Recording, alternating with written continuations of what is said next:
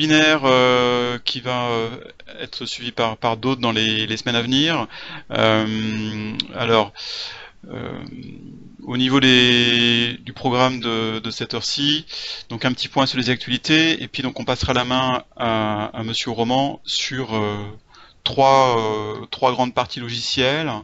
En sachant que la société Avitis, qui s'appelait autrefois Adjust, a également une activité de distributeur matériel, hein, c'est-à-dire que quand on touche à un logiciel de tablette, naturellement on peut vous demander l'acquisition de tablettes, même si je pense que c'est pas forcément votre cœur de métier. Votre cœur de métier c'est quand même l'édition logicielle, hein, vous me le confirmez, Monsieur Roman? Oui, tout à fait. C'est notre Bon, cœur de voilà. Hein. métier, le logiciel. Hein.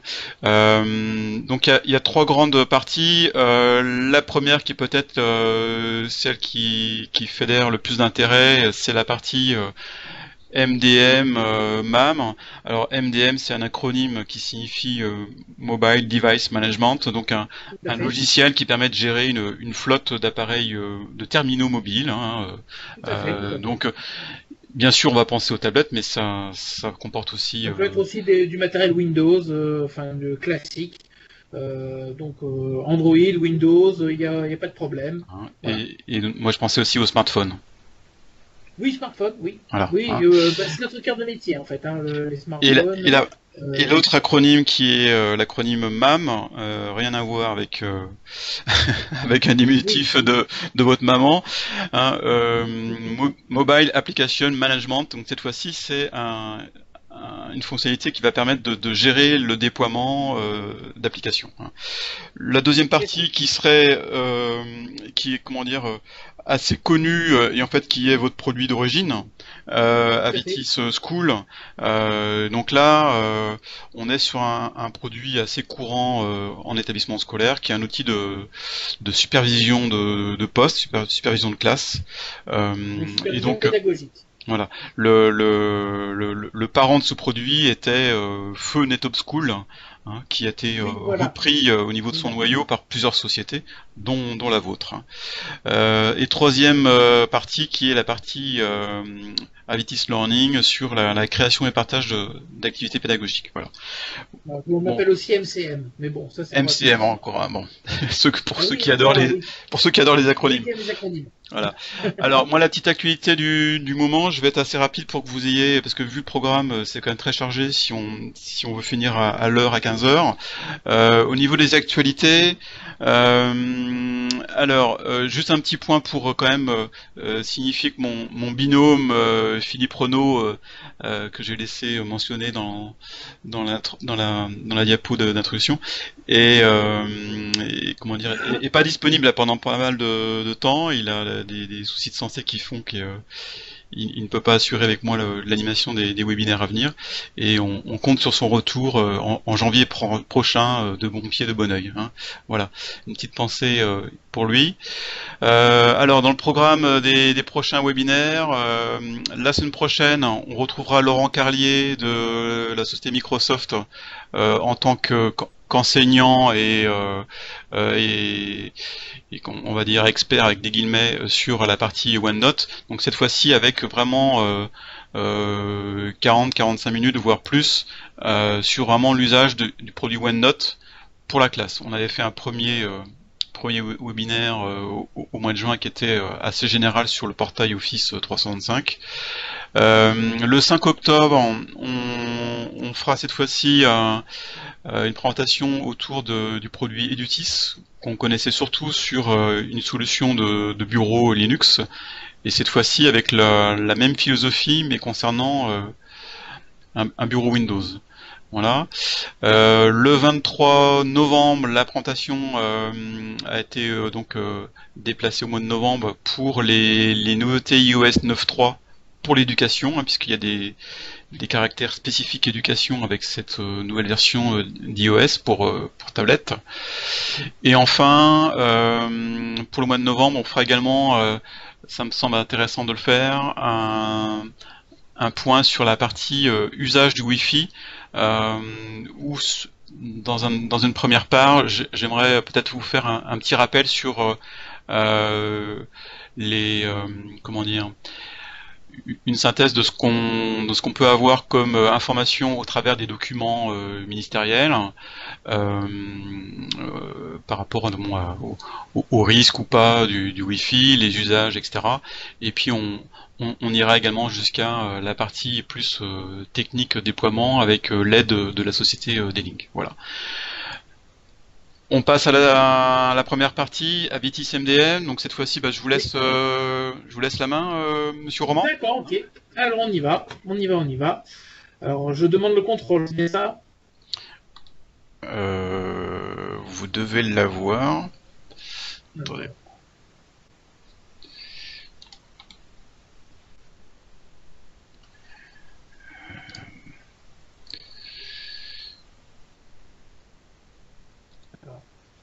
Ah oui, ça y est.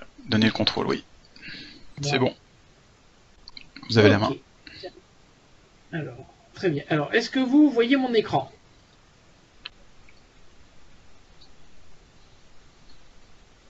Vous voyez mon écran là? Non. Ah, alors, attendez. Hop là.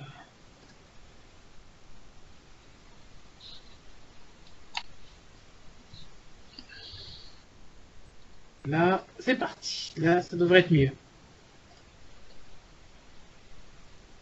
Est-ce que vous voyez mon écran cette fois-ci?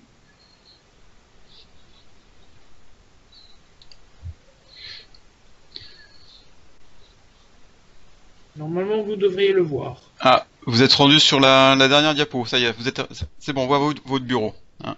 Voilà, ça y est, vous devez voir mon bureau. Parfait, très bien. Alors, nous allons faire juste un tout petit point. Donc voilà, donc là vous avez ici une diapo sur Avitis MDM. Donc vous l'avez compris et Monsieur Royer l'a bien présenté. Donc Avitis MDM, comme son nom l'indique, c'est un logiciel qui va permettre de faire de la gestion de parc sur des terminaux mobiles. Ces terminaux mobiles peuvent être sur des environnements aussi bien Windows, alors Windows, quelle que soit la plateforme, ça peut être aussi bien d'une version classique, donc du Windows 10 ou du Windows, on pourrait même imaginer du Windows XP ou du Windows 95, bien, mais ça peut être aussi sur du Windows CE, parce qu'il y en a encore, hein, etc., mais aussi sur des terminaux Android. Alors que ce soit des tablettes, des smartphones, enfin bon, tout ce qui peut passer par votre imagination. Voilà. Donc, que va-t-on pouvoir faire? Eh bien, tout simplement, ce que l'on peut faire généralement avec de la gestion de parc, c'est-à-dire que, eh bien, un technicien va pouvoir, eh bien, gérer la vie de des terminaux dans son établissement ou son entreprise, hein, que ce soit tout simplement de l'installation ou de la désinstallation de logiciels. On va pouvoir faire de la géolocalisation, hein, pour savoir où se trouve le matériel. Alors dans les écoles, on a vu, par exemple, pour savoir si un matériel dont on n'a plus de nouvelles, il se trouve bien toujours dans l'école, et pouvoir éventuellement le bloquer, hein, ça c'est tout à fait possible.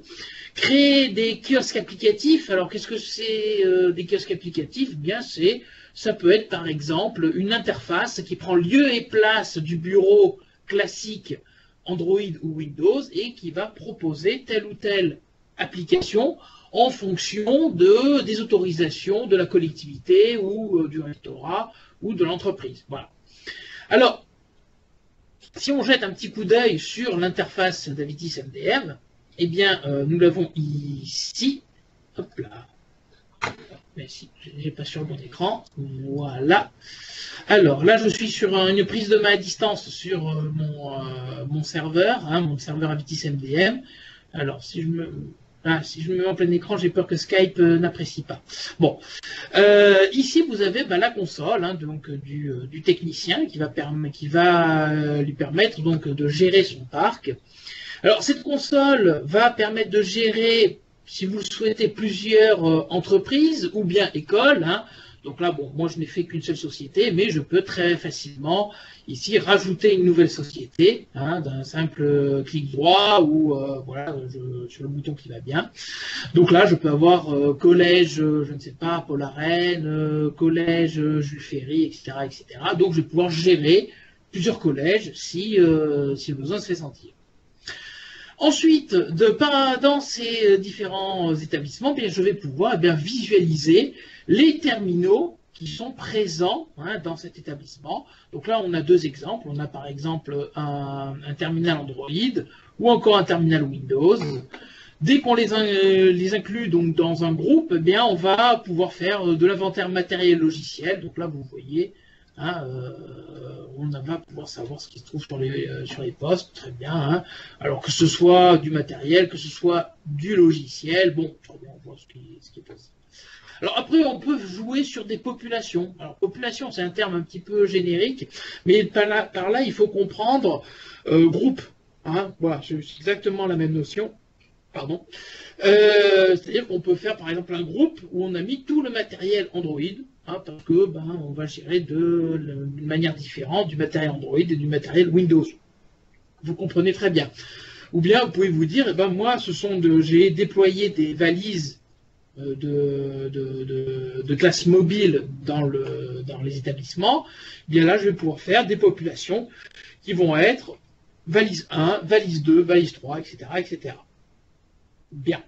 Alors, on peut faire aussi des populations qui vont être, nous on appelle extraites, c'est-à-dire qu'elles sont dépendantes d'une condition sur, par exemple, l'inventaire matériel ou logiciel. Par exemple, on va faire une population qui est basée sur la présence ou non de tel ou tel logiciel. Voilà. Par exemple, je veux l'ensemble des terminaux où, je ne sais pas, OpenOffice est installé.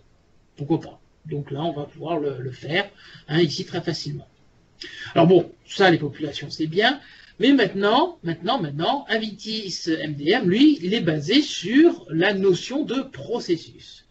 Qu'est-ce qu'un processus? Eh bien, c'est tout simplement un ensemble de tâches que l'on va imposer aux tablettes, voilà, et qui vont nous ramener des informations, on va envoyer des informations sur les tablettes. Voilà, donc ça, c'est vraiment le cœur d'un logiciel de MDM ou de MAM.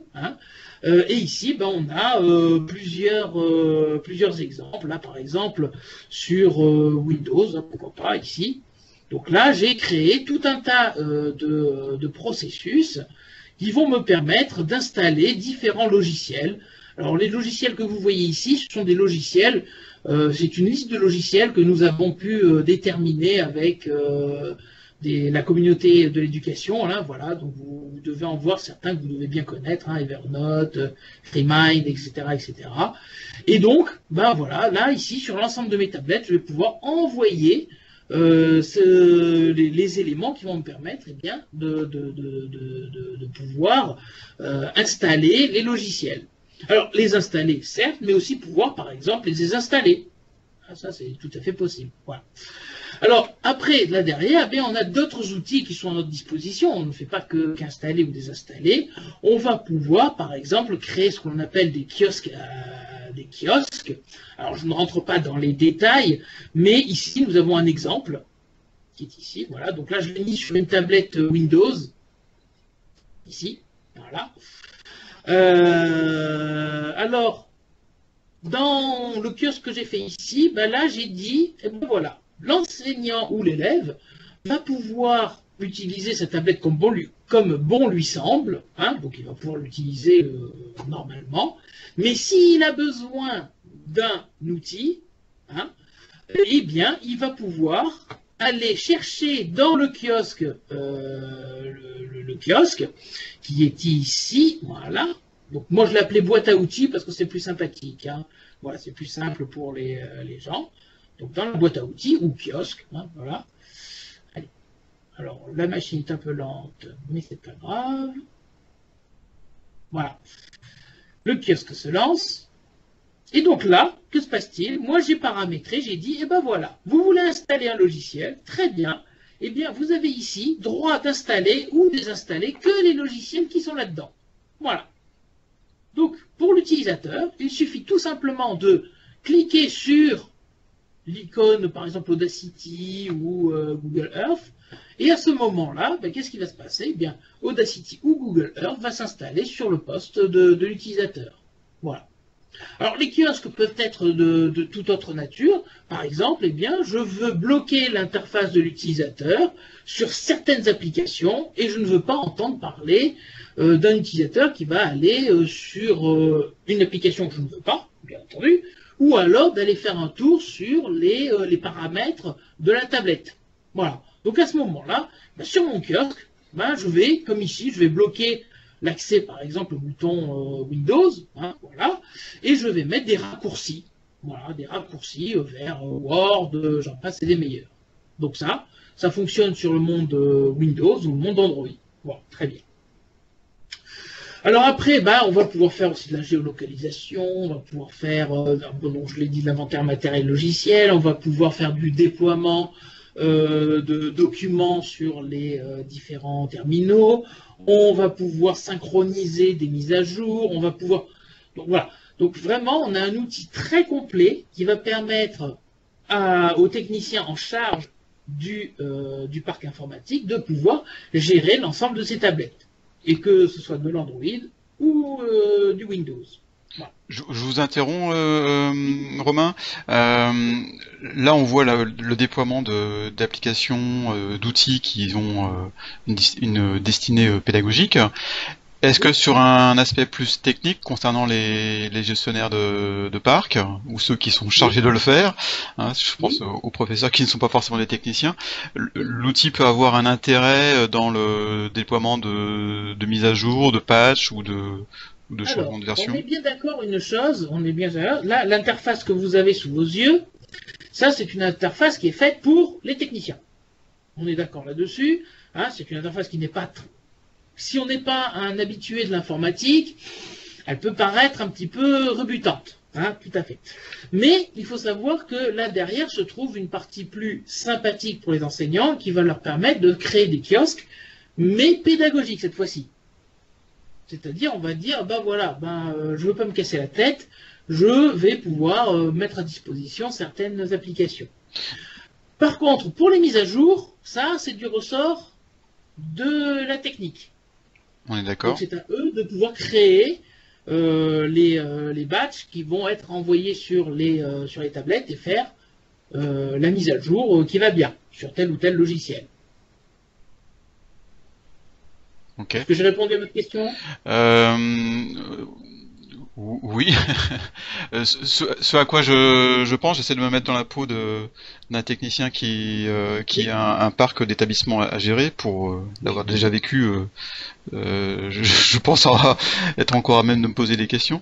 Comment dire, je pense l'interrogation assez naturelle, ce serait de se dire cet outil qui me permet de gérer une flotte d'appareils mobiles, est-ce que je pourrais pas également m'en servir pour gérer mon parc de PC fixe? Ah oui, tout à fait, tout à fait, tout à fait. Initialement, notre outil était fait pour les postes fixes. Hein, voilà, donc c'était pour du monde Windows. Non, c'était pour du monde DOS à la base. Donc c'est vous dire qu'on vient de loin, on vient de très loin. DOS et Linux. Parce qu'on faisait, historiquement, on faisait de la gestion de machines-outils. Vous voyez ce que je veux dire? D'accord. Voilà. Donc on vient de très loin. Hein. Ensuite est arrivé comment dire, les terminaux Windows. Donc on s'est calqué là-dessus. Donc on peut gérer des terminaux Windows, alors PC, téléphone en Windows CE, etc., etc. Et puis maintenant, avec les tablettes, nous aussi, hein, on a suivi on va dire le mouvement, et donc on gère aussi les tablettes Android, tablettes ou smartphones, bien entendu. Okay. À partir de l'Android 2.2, pour être précis. Bon, donc dans un établissement, on peut, au travers de cette boîte à outils, là, de cet outil, utiliser le produit pour gérer un parc de machines et également un parc de tablettes Android et Windows. Et Windows, tout à fait. Bon. Tout à fait. Ok. Tout à fait, tout à fait. Voilà. Bon, je vous laisse continuer. Alors, oui, très bien. Alors, donc je réduis ça. Alors, juste au niveau de l'installation, très rapidement, donc Avitis MDM s'installe alors centralement au sein d'un établissement, ou alors là c'est un petit schéma très très rapide que vous voyez là. Donc ça c'est au sein de l'établissement que là j'ai illustré une installation, mais ça peut être mis par exemple dans la DMZ comment dire, du rectorat ou de la collectivité. Donc on peut vraiment imaginer tout type d'installation. Hein. Voilà. Donc, ça, le rectorat, monsieur Roman, ça m'étonnerait, on est enseignement privé, on ne travaille pas pardon, directement avec le rectorat. Oui, oui, non, je non, ferme la parenthèse. Voilà, non, mais c'est... S'il y a une structure régionale qui devrait le faire, ce serait la nôtre. Voilà, d'accord. Mais donc au sein d'une ETEC, voilà. Excusez-moi, c'est la digestion, voilà, les merguez sont mal passées. C'est pas grave. Donc donc vous l'installez, si vous le souhaitez, centralement, et vous gérez l'ensemble des terminaux gérés par l'ETEC. Voilà, sans aucun problème. Bon, c'est pas l'objectif de centraliser ce genre de choses, mais si on... Mais c'est possible, techniquement c'est possible. D'accord. Donc ce serait à vous, monsieur Patrick Royer, de tout gérer, vous êtes le grand patron. Mais comme j'aime bien déléguer, je trouverai de l'aide. Ouais. Très bien. Donc voilà, donc Avitis MDM, vous avez compris, donc on a facilement, le technicien peut facilement gérer l'ensemble des terminaux de son établissement et avoir vraiment la main mise sur l'état des tablettes présentes. Voilà, alors que ce soit Android ou Windows, voilà, tout simplement. Bien. Alors, maintenant, on va passer à la deuxième partie, hein, naturellement. Donc là, c'est Avitis School, qui est ici. Voilà, donc là, j'ai ce slide qui est ici. Alors, bon, je pense que vous êtes habitués à ce type de logiciel. Hein, tout simplement, c'est de la gestion pédagogique. Là, on parle bien de pédagogie. Donc, c'est de la supervision pédagogique. C'est-à-dire, eh bien, voilà, on va le voir ici avec cet exemple-là. Voilà, vous avez ici un ensemble d'outils qui vont vous permettre aux enseignants de pouvoir visualiser non seulement le travail des élèves, mais aussi de pouvoir les encadrer, alors que ce soit sur des terminaux Android ou sur des postes Windows, enfin, des tablettes Windows. Donc on va pouvoir vraiment encadrer et visualiser le travail des élèves. Alors là, je suis désolé, je n'ai pas de tablette Android. Mon manager, monsieur Letiec, est parti avec toutes les tablettes Android faire un petit tour de France. Donc malheureusement, je n'ai plus rien dans mon atelier. Mais bon, vous verriez exactement de la même manière une tablette Android ici, hein, qui apparaîtrait donc dans ma salle de classe. Bon. Alors, qu'est-ce que la supervision pédagogique? Bon, vous avez dû entendre parler, hein, c'est tout simplement la possibilité de pouvoir, d'un bout à l'autre de la salle de ma séance, dans la salle numérique, de pouvoir interagir avec les élèves, avec les ordinateurs des élèves. Donc là, par exemple, qu'est-ce que je vais pouvoir faire? Je vais pouvoir, pourquoi pas, hein, je veux faire travailler les élèves sur un fichier directement sur leur poste, je vais envoyer un travail sur les postes des élèves. Donc un document, peu importe, vidéo, de l'audio, enfin bon, ce qui passe par la tête. Mais je peux après, ensuite, le récupérer. Par exemple, j'ai envoyé un document Word, où c'était des questions avec des trous, les élèves ont répondu, et je vais le récupérer très simplement, sans me casser la tête, et bim bam boum, ça y est, c'est sur ma clé USB, et je vais faire la correction un petit peu plus tard. Ensuite, une fois que j'ai envoyé un travail, je peux, par exemple, pourquoi pas, verrouiller les postes élèves, voilà, et à ce moment-là, les élèves ne peuvent pas utiliser leurs ordinateurs, donc le clavier et la souris sont bloqués, hein, et j'ai toute l'attention des élèves pour pouvoir faire mon explication au tableau. Bon, oui. Hein, c'est une bonne... Ça, je pense que c'est l'usage principal de l'outil, c'est celui-là. Hein, quand on est enseignant face à élèves, voire face à d'autres enseignants, c'est encore pire. Récupérer la main au niveau du présentateur, c'est indispensable d'avoir ce type d'outil, sinon on est complètement désarmé. Ah oui, ça peut parfois un peu... on sent qu'il y a une certaine dispersion des élèves, voilà. Donc là, on peut déverrouiller, bien entendu, hein, voilà. Chose très intéressante dans notre outil, c'est qu'on peut faire de l'exploration Internet,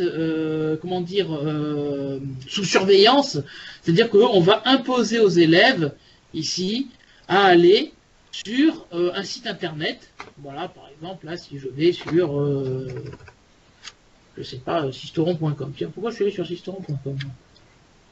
Voilà. Donc là, si j'y vais, alors là, ça dépend. Ben, vous allez voir là derrière sur les petites miniatures ici que les élèves sont arrivés en même temps que moi sur sisteron.com. C'est .fr en plus. Bon, très bien. Bon. Donc là, je vais tenir la main des élèves sur Internet pour éviter de leur dire, bah, allez sur le site Trucmuche, par exemple, et qu'ils aillent se disperser de partout parce que Google peut les amener un peu tout et un peu partout. Voilà, alors que ce n'était pas le but. Hein, voilà.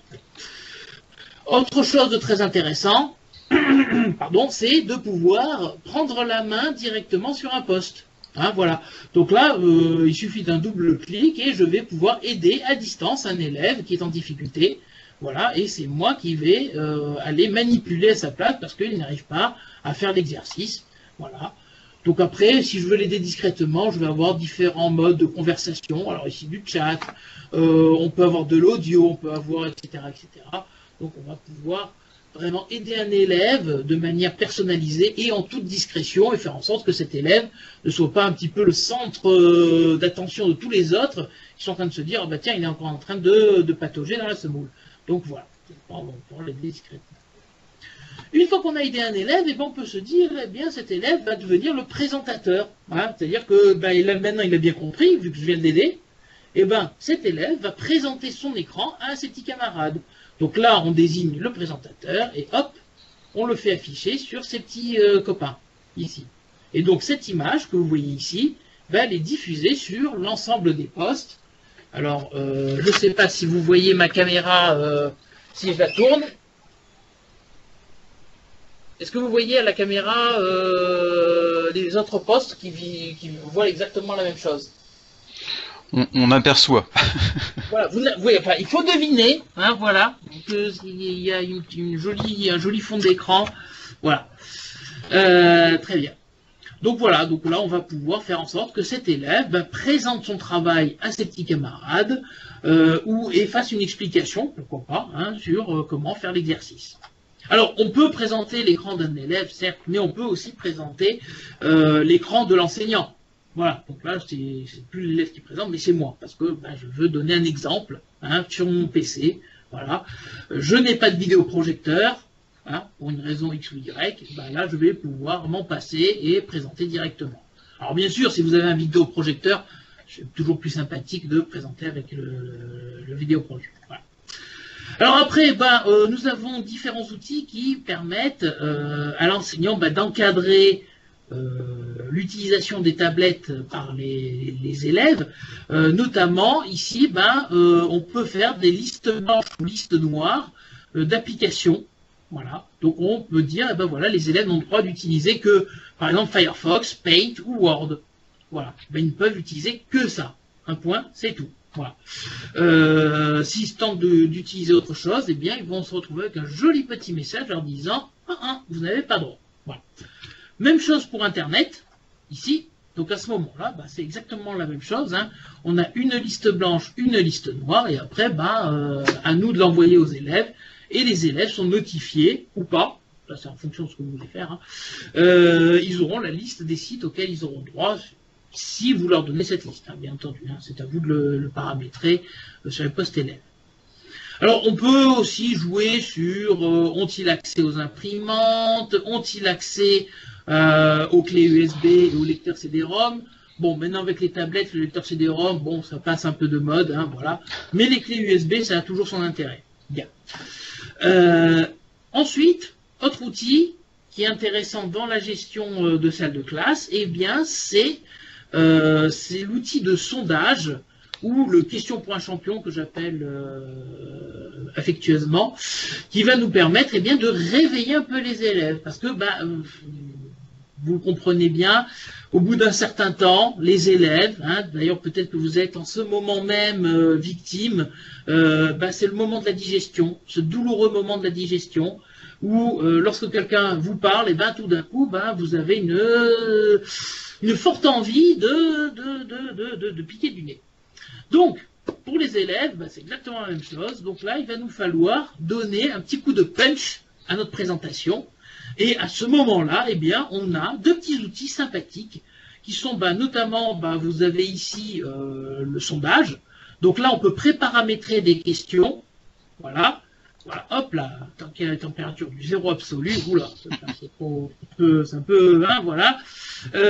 Voilà. Ah, ça c'est une grande question. Hein, voilà, hein, qui est l'informateur génial, n'est-ce pas, hein, c'est évident, c'est évident.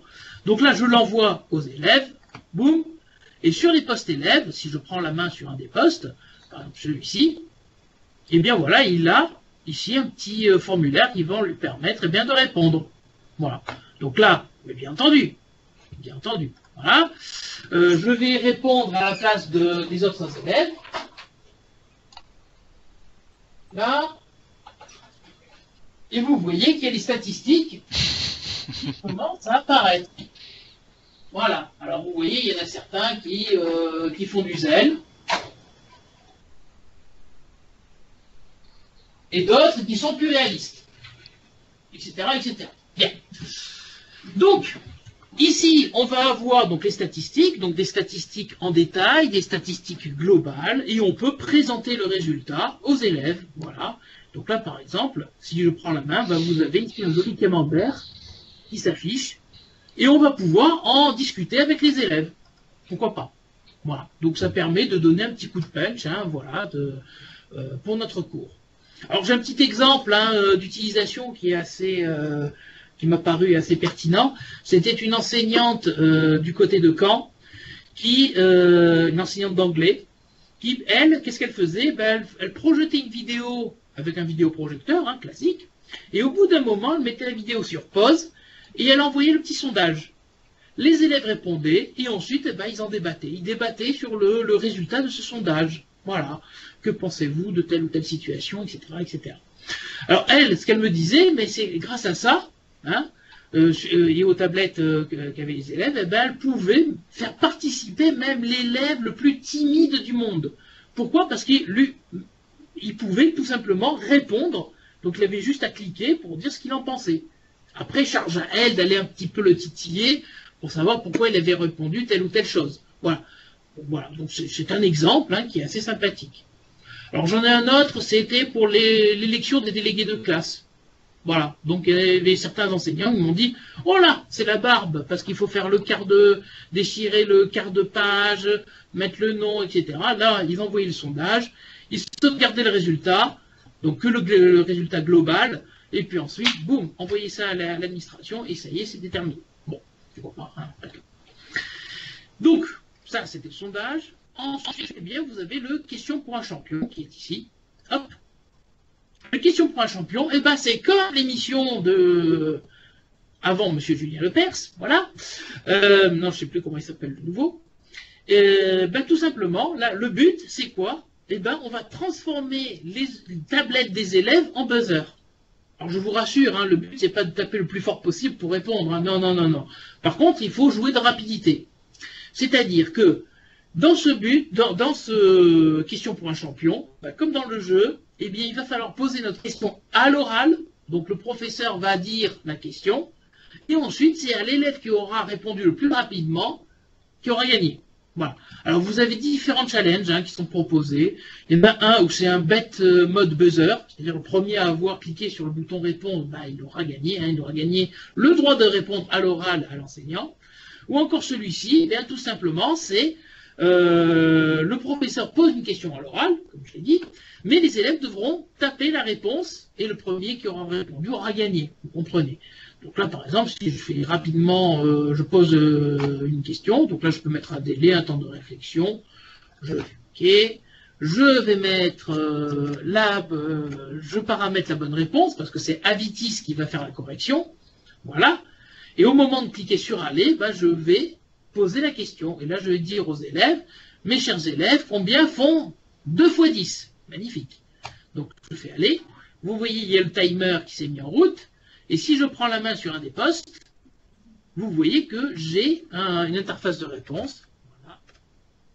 Voilà, avec le petit son qui va bien. Voilà, je vais en faire un autre qui est n'importe quoi. Voilà. Et vous voyez, c'est assez ludique. C'est assez ludique, donc ça permet vraiment d'amener un petit peu d'air frais hein, pendant la session de cours. Et vous pouvez voir ce que les élèves ont répondu avec le temps qui leur a été nécessaire pour donner la réponse.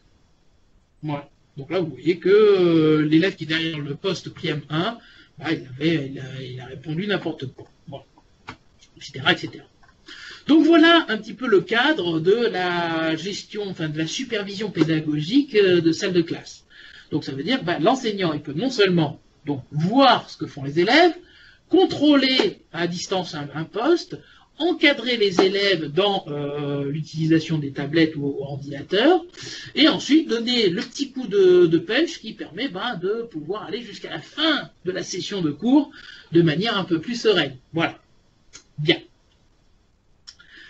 Alors, maintenant, on va pouvoir s'attaquer à Avitis Learning. Bim. Que voici. Alors, Avitis Learning, qu'est-ce que c'est? C'est tout simplement, c'est une plateforme pédagogique. Donc, c'est une plateforme centralisée qui va permettre aux enseignants et aux élèves de pouvoir partager des documents. Mais pas seulement partager les documents, parce que sinon vous allez me dire, un serveur de fichiers, ça fait tout à fait notre affaire. Vous mettez une Dropbox, vous paramétrez Dropbox et bim, ça y est, je partage mes fichiers. Voilà. Donc, nous, notre grosse différence, c'est que sur ces fichiers, nous allons pouvoir dire à l'enseignant, avec un fichier, par exemple une image, vous allez pouvoir faire une activité, proposer une activité aux élèves, et les élèves vont devoir répondre d'une manière ou d'une autre, c'est à vous de le paramétrer. Bien. Alors, c'est basé sur une interface web, c'est-à-dire que n'importe quel périphérique terminal en ce bas monde capable de lire une page internet va pouvoir utiliser Avitis Learning, mais il n'est pas nécessaire d'avoir une connexion à internet. C'est là la chose intéressante. C'est-à-dire qu'Avitis Learning peut s'installer dans un établissement et être totalement indépendant d'Internet. Vous avez ici un petit exemple. Voilà. Donc là, j'ai installé le module Avitis Learning donc dans mon établissement. Alors, vous oubliez le terme DMZ qui est juste là. Vous oubliez toute cette partie. Toute la partie qui est sur la droite de mon schéma. Là, c'était un schéma, on va dire, très générique. Et à ce moment-là, eh bien, toutes mes tablettes ou ordinateurs vont pouvoir se connecter à ce serveur et pouvoir travailler tous ensemble, tous en cœur et tous unis, et partager des activités, des documents, etc. etc. Bien. Le fait de pouvoir le mettre dans une DMZ, à ce moment-là, ça veut dire tout simplement que ce serveur va être visible pour Internet au complet. Donc là, après, c'est à vous de voir si c'est possible avec les gens qui sont responsables de la technique chez vous. Voilà, tout simplement. Alors, ça peut être aussi centralisé. Voilà, donc on peut dire qu'on va le centraliser et à ce moment-là, plusieurs écoles auront accès à une même machine. Ça, c'est tout à fait possible. Bien. Alors, je parle, mais je montre rien. Donc, au niveau de l'interface, hop, voilà. Bien ici, vous avez une interface Avitis Learning que vous voyez ici. Et là, je me suis mis en tant qu'enseignante, voilà, c'est mon côté féminin qui ressort, sûrement. Et dedans, l'enseignante a décidé de faire un cours sur le système solaire. Pourquoi pas, voilà. Et elle va, à partir de documents qu'elle a récoltés, qu'elle a créés, voilà, faire différentes activités que vous voyez ici, voilà. Et ces différentes activités, alors il n'y en a que quelques-unes, mais il y a il y a un grand choix d'activités.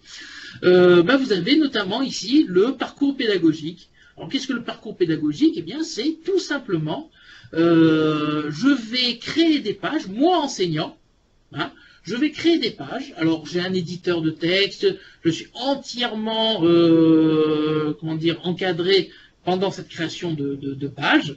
Et dans ces pages, bien, je vais les scénariser de telle manière à faire un parcours que l'élève va devoir parcourir, je ne peux pas dire autrement, pour pouvoir découvrir ma leçon. Donc là, par exemple, le système solaire, je vais me mettre au début. Donc là, je me mets en position élève, ici.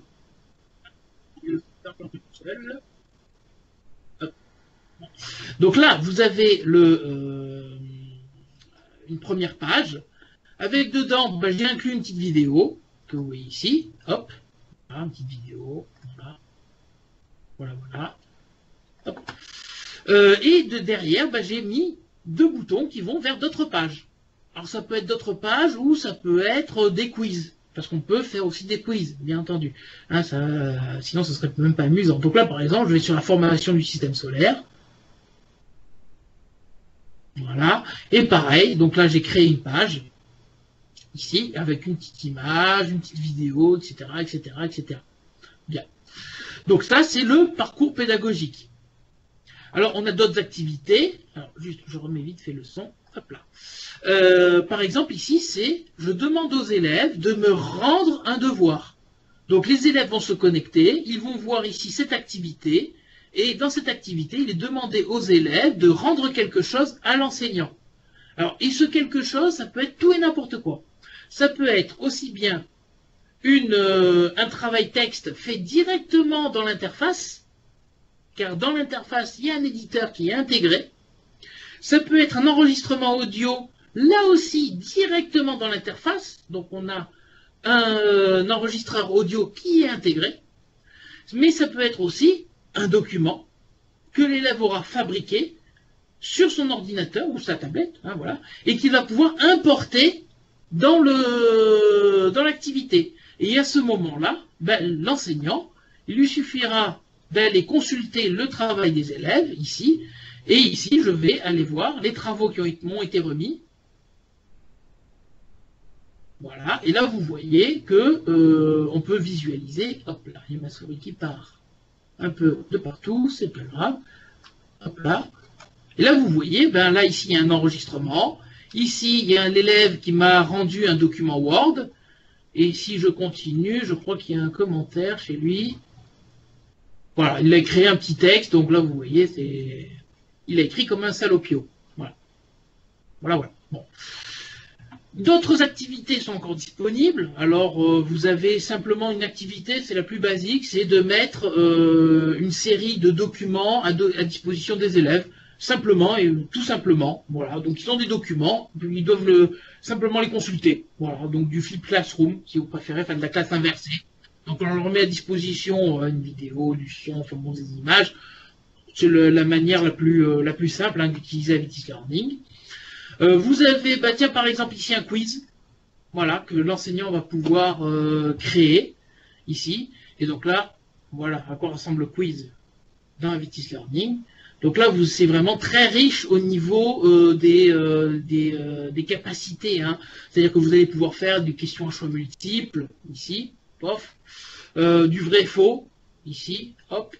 Vous pouvez même faire en sorte qu'il n'y ait qu'une seule question par page, et il faut que l'élève, passe de page en page. Là, ici, je l'ai mis sur une seule page, c'est juste pour la démo. Hein. Voilà, c'est tout. Hein. Là, ici, vous avez aussi questions à choix multiples, mais mis dans avec une autre manière de présenter. Là, voilà, donc là, je peux sélectionner un mot. Ici, c'est carrément des vignettes que je vais déplacer sur une image. Voilà, par exemple. Voilà, donc là, par exemple, là, je vais dire que l'astronaute, c'est lui. La sonde Juno, c'est là. Voilà. Alors, vous l'avez ici en fonction de zones cliquables dans l'image, que vous allez pouvoir paramétrer très simplement. Ou alors simplement ici des vignettes que vous allez pouvoir balader sur une image, pareil. Ou encore du texte à trous. Alors soit du texte à trous où on va déplacer des vignettes, soit la même chose, mais là l'élève devra taper le texte qui va bien. Voilà. Donc ça c'est pour vous donner un petit peu tout ce qui est possible de faire avec le quiz. Hein. Et encore, il y a certaines questions que je n'ai pas encore abordées, mais où on peut mettre carrément des équations mathématiques. Hein. Nous embarquons un éditeur d'équations directement dans Avitis Learning. Alors pour ceux qui connaissent un peu, c'est le fameux LaTeX. Donc pour ceux qui connaissent, voilà, c'est lui qu'on a embarqué. En version, pas simplement texte, c'est le LaTeX avec une interface un peu graphique, parce que sinon c'est un peu impossible à utiliser. Voilà, si on n'a pas trempé dedans. Voilà.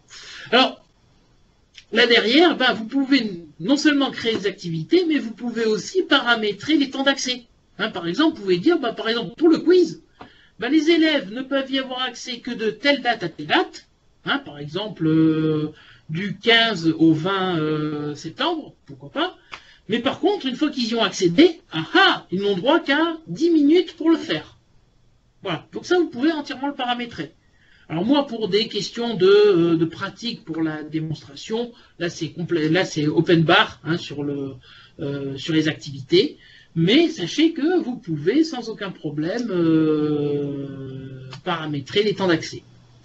Alors, au niveau des usages, ben, j'ai un enseignant, lui, qu'est-ce qu'il a dit? Ben, lui, il utilise Avitis Learning dans le cadre de la classe inversée, et il a dit aux élèves, hein, parce qu'il savait que ses élèves rentraient en bus le soir, il leur a dit, ben, mes enfants, au lieu de faire les idiots sur vos téléphones et à regarder Facebook, ben voilà, moi je vous propose un truc, c'est que je vais vous mettre à votre disposition des documents, et puis, au lieu de faire les idiots sur Facebook, comme je l'ai dit, eh bien, vous allez consulter sur vos smartphones ben, les documents. Voilà. Alors, il m'a dit qu'apparemment ça marchait. Moi, j'ai dit, ah bon ben, pourquoi pas, hein ils sont bien ces élèves-là. Mais ça permet, eh bien, avec Avitis Learning, de pouvoir donner le travail aux élèves, et ce, quel que soit le terminal qu'ils vont utiliser. Pourquoi? Parce qu'on utilise ce qu'on appelle du responsive design, c'est-à-dire que quelle que soit la taille du smartphone ou de la tablette ou de l'ordinateur de l'élève, eh bien, il pourra consulter les documents. Et ce, de manière assez simple. Hein. Voilà, donc si je réduis ici la fenêtre, hop, voilà, donc vous voyez, là, l'affichage, c'est adapté à la visualisation. Voilà, et donc après, l'élève peut, sans problème, se balader dedans. Voilà. Voilà donc un petit peu le cadre d'Avitis Learning. Bien. Très bien. On va garder 5 minutes peut-être pour quelques questions-réponses. Oui. On a fait le tour des 3 produits qu'on voulait aborder aujourd'hui. Oui, donc là, parmi les participants, ceux qui voudraient poser une question par le biais du chat, on va pas ouvrir le micro pour éviter qu'il y ait trop de cacophonie. Alors, Arnaud Métayer nous pose la question. Bonjour, j'ai testé votre solution au mois de juin et certaines fonctionnalités n'étaient prises en charge, que par des clients Windows sur Avitis School. De plus, le déploiement de packages pour Android ne pouvait se faire que par des paquets APK récupérés et pas depuis le Google Store. Qu'en est-il aujourd'hui ? Alors, actuellement, il est vrai que notre solution Avitis School Android intégrale fonctionne par le fait qu'il faut d'abord récupérer l'APK et ensuite cet APK on va pouvoir le déployer sur les postes, les terminaux. Alors ça peut être fait soit avec l'interface dédiée aux enseignants qui s'appelle Clyde, soit avec Avitis MDM, voilà. Mais pour l'instant, il est vrai que nous avons besoin d'avoir l'APK qui permet de pouvoir faire ce déploiement. Actuellement, nous sommes en train de faire le développement pour faire en sorte d'être synchronisé avec le Google Store. Et donc à ce moment-là, ben, vous avez un compte Google et vous pouvez déployer vos applications. Mais c'est encore entre les mains du développement. Bon, très bien. Arnaud, je ne sais pas si ça répond à ce que tu attendais. Il dit merci, donc il doit être content. Voilà. Ou alors il est très poli. Est-ce qu'il y a d'autres questions parmi les autres invités?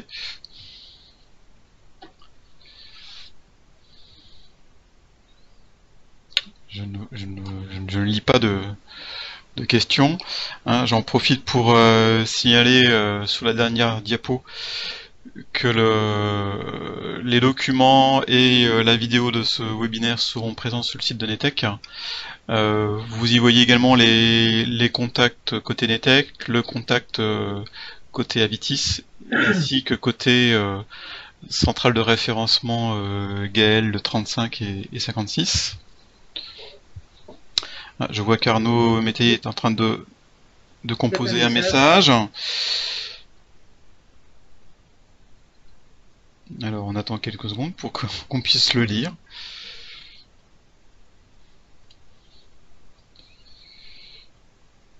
Le message doit être long.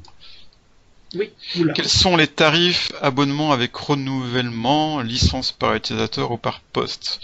Alors, ce que je Alors, peux signaler, c'est que il y a une, comment dire, un référencement commercial donc au travers des GAL 35 et 56 pour qu'il y ait un tarif préférentiel plutôt que de passer en direct.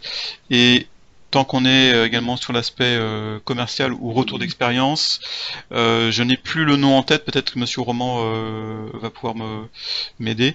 Il y a un établissement, je crois collège ou lycée, je ne sais plus, de notre réseau qui est client depuis quelques semaines. ah, alors là, malheureusement, c'est plus C'est- chez nous, c'est Stéphanie. Ah, Saint-Joseph, oui, il y bon, a le lycée j'ai Saint-Joseph. Corinne Lenormand pour le GAL 56 Oui, en effet. qui m'aide à répondre. C'est le lycée Saint-Joseph à Vannes, donc dans le Morbihan. Hein. Donc on va peut-être leur laisser encore quelques semaines ou quelques mois pour augmenter leur expérience afin d'avoir un retour, mais ce serait intéressant d'avoir un retour terrain. Alors sinon, licence utilisateur, licence poste, licence annuelle, licence perpétuelle. Alors, il faut savoir que pour l'ensemble des logiciels Avitis, c'est de la licence perpétuelle. Sauf pour ce qui est de la partie, on va dire, comment dire, encadrement d'activité sur Android. Voilà, c'est le seul. D'accord. Voilà, voilà. C'est celui, bah, je vous ai pas montré, mais pour Android, voilà. Donc mais attendez, je dois plus montrer mon écran là. Non, c'est moi qui ai pris la main. D'accord. Bah, je vais reprendre un peu le contrôle. Voilà.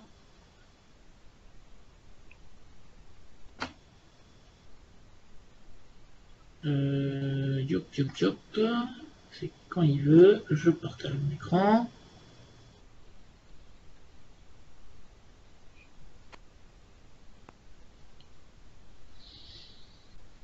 Ça n'arrive pas apparemment. Non, il veut pas. Bon, c'est pas grave en même temps, Voilà. le temps est écoulé, hein. Voilà. Mais donc c'était pour dire que c'est une partie dans Aviti School, hein, qui permet d'encadrer les élèves, donc de bloquer les applications et les sites internet. Celle-là, malheureusement, c'est comme ça, c'est Android qui fonctionne comme ça. Là, on est obligé de passer par une redevance. Bon, très bien, ok. Voilà. Mais c'est le seul. Bon, sur la partie commerciale, de toute façon, là c'est pas trop Monsieur Roman qui va pouvoir répondre. Aujourd'hui, donc comme je vous l'indiquais, il y a un référencement qui est fait auprès des GAL 35 et 56. Donc il y a une grille tarifaire qui a été définie, donc qui peut être communiquée selon les besoins. Et encore une fois, je pense que le contact du lycée Saint-Joseph de Vannes, je pense est une piste intéressante pour avoir un retour terrain et un échange entre pairs. Voilà. Bah écoutez, on va essayer de respecter le timing Oui, oui, à 2 minutes d'écart, en sachant qu'on en a perdu au moins deux trois au oui, au début avec début. nos incidents Bon. techniques. Bah écoutez, on remercie tout le monde et puis écoutez, à très bientôt pour une prochaine édition d'un webinaire Netech. Allez, bonne journée, au Allez, revoir. bonne journée, au revoir.